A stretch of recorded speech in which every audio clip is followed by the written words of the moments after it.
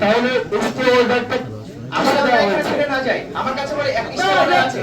আমার কথা হলো যে আপনি যদি আমার কাছে যতটুকু মনে হয়েছে যে ইনফরমেশন যেটা উনি আপনারা বলছেন যে যতটুকু করেছেন উনি বলছেন যে আমার কোনো ঋণ নাই, আপনারা বলছেন তার ঋণ আছে।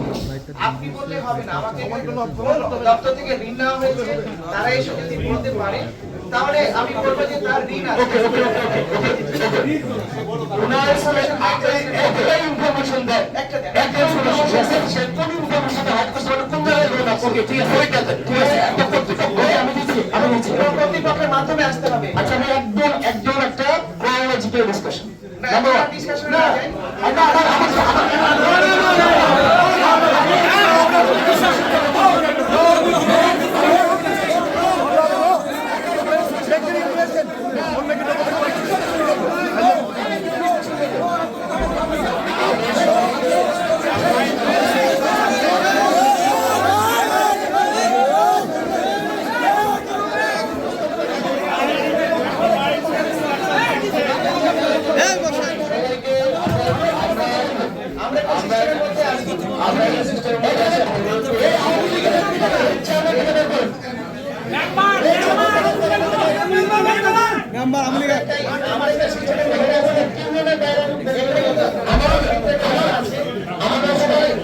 আমরা সবাই নির্বাচনে আচরণবিধি মেনে চলবো।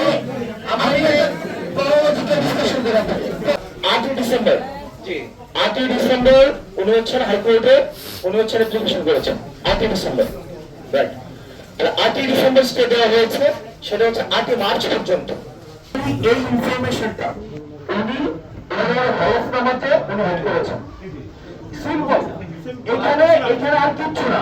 উনি আরো অনেকগুলো মামলা দিয়েছেন, মামলার ইনফরমেশন উনি এখানে দিয়েছেন, কিন্তু ঋণ সংক্রান্ত যে ইনফরমেশনটা যেটা 8ই ডিসেম্বর হাইকোর্ট থেকে, এটা ডকুমেন্ট আপনার সামনে আছে, এটা 8ই ডিসেম্বরের 8ই মার্চ পর্যন্ত এই ইনফরমেশনটাই। এটা কি ঋণ সংক্রান্ত নাকি এটা কি, এটা আপনার উপরে।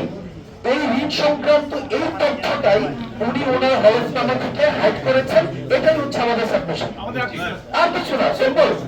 এখন এই ডিসকাশন যদি ওনারা এটা না বুঝেন, উনি যে আমার সাথে যে আচরণটা করেছেন, না এটা ব্যক্তিগতভাবে আর আমরা না যাই, ব্যক্তিগতভাবে না। This is the simple issue. 24 তারিখে এভেলেবল আছে, 8 তারিখে তো জেনে 8 তারিখে 24 তারিখে 29 তারিখ 29 ডিসেম্বর উনি হলফনামা দিয়েছেন। তার মানে 8 থেকে 29, তার মানে 21 দিন পর। তার মানে এটা উইলফুল, এটা হাইড করা হয়েছে, ইচ্ছাকৃতভাবে হাইড করা হয়েছে।